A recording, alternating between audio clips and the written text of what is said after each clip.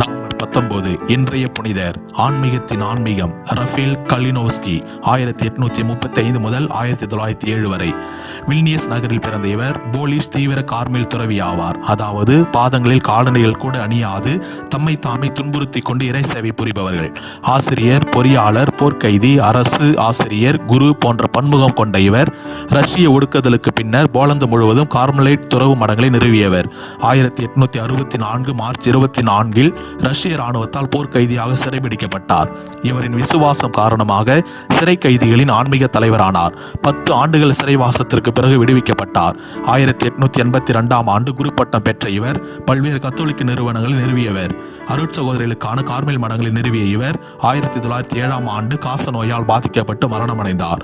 1991 ஆண்டு புனிதர் பட்டம் வழங்கிய திருத்தந்தை 2 ஜான் பால் 14 வருடங்களுக்கு பின் இவர் பிறந்த நகரிலே பிறந்தவர் என்பது குறிப்பிடத்தக்கது.